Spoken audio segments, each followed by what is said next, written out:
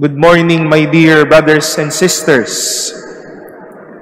We wish to welcome all of you once again to our Sunday Eucharist here at the Manila Cathedral, to the first-timers here, to our regular Mass-goers, maligayang pagdating po sa araw na ito. We have a lot to learn from our readings today, but let me invite you to reflect on this beautiful daily reality and a daily challenge to all of us. That the call to be faithful, responsible, and careful is best tried and formed when no one is looking after you. When you are just by yourself.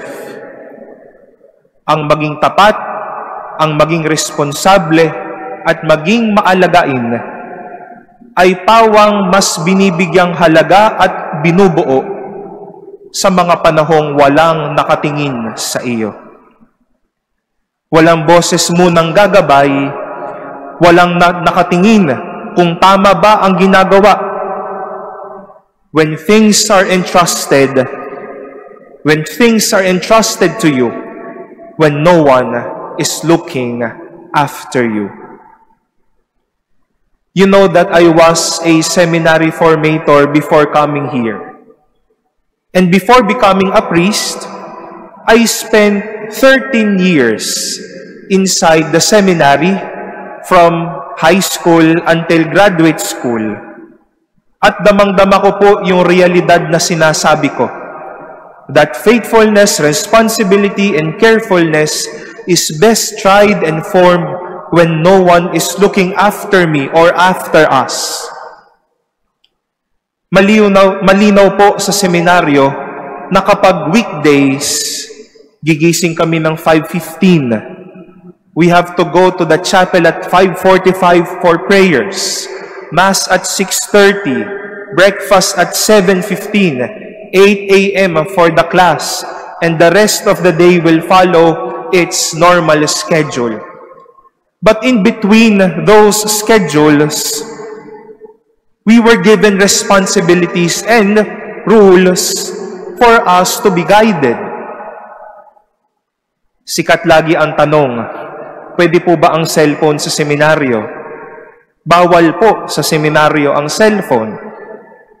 Ilang oras po kami naglalaro, pagsisiksikin namin yung 2-3 laro ng basketball for 1 hour. To dress up properly, for example, when we are to face a visitor, so on and so forth. And these things, these rules, were entrusted to us, and as we were growing in formation, hindi naman kailangan laging nakamasid yung aming formator para tignan kung tama ba kami. Oy, alas 5 na, ket na. Hindi naman po laging ganon. Pag nakita na namin, alas 5 na, pack up, akyat sa taas, maliligo, mag-aaral na. Naibigay at naipaliwanag sa amin ng maayos. Kaya kapag iniiwan na kami sa aming mga sariling buhay, alam na namin ang gagawin. Not that we are really left out, but by sure guidance, we can live faithfully, responsibly, and carefully. This was the mindset of the landowner in our gospel today. After investing on good materials, amenities, and fruits for his vineyard, he leased tenants to take care of his vineyard. The landowner trusted them that they will be there to take care of his vineyard, that they will be responsible, they will be faithful in managing the vineyard in His name.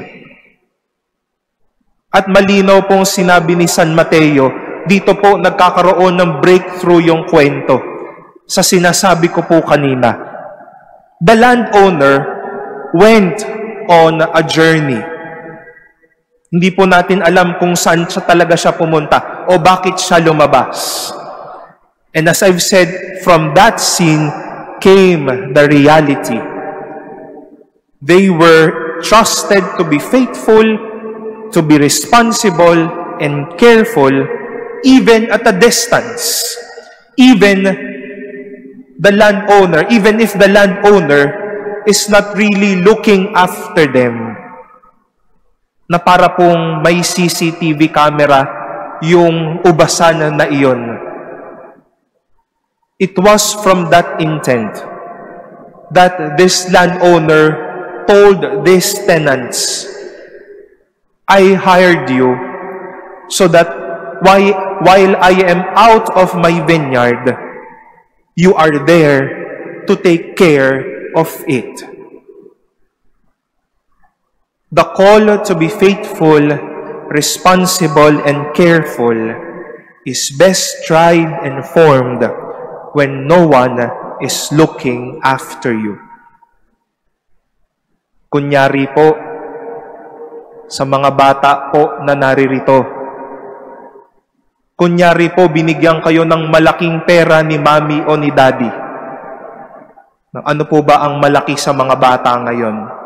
Blue bills na? Pag yellow bills ba, kumukunot na ang noo? For example, binigyan kayo ng madaming blue bills ni mami at sinabi, anak, this is the money. Me and your father will be out of town this week. And this money is for your food and for your needs. At umalis ang iyong parents. At ito ka naman, nako, wala si mami and si daddy, so let me call my friends, it's party time. Ayun, nawaldas ang pera. O kaya naman, tayo po, sa mga nagtatrabaho po dito, uso po na meron pong mga ina-allocate na budget sa inyo. O ganitong amount, this is for your project. This amount, this is for some programs. And the intention of that giver is right and true. I give you this for a certain intention or for a certain action. Pero nung umalis na, sige, wala ka, ako ang bahala dito. Pera ko na to. Itatago ko na ito. I will be the master of this thing that you have trusted me with. When the landowner was out of sight of his tenants, the tenants took the advantage of being masters of that vineyard. Kung tenant ka lang, temporary owner ka lang, you are not really the master of it. But out of sight of that landowner, they made themselves master of that vineyard. And we heard how they killed the servants and even the son of the landowner. They were trusted and given the advantage, but they took advantage. Instead of being responsible, faithful, and careful, they killed the servants and the son, made the worst inside that vineyard, and destroyed what was asked of them to take care of. You are trusted not to take advantage, but to have the advantage to be good. It may hopefully not happen that after being trusted with something, we will be taking the advantage to break the trust and the good heart of that person. Example po ulit. Pinagkatiwalaan ka ng kwento. Pagkatapos nyo maghiwalay, sige, kinalat ang kwento.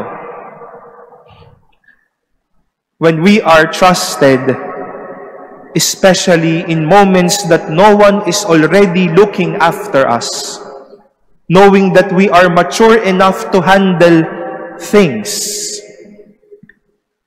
let us not take advantage, but take the advantage of being faithful, careful, and responsible.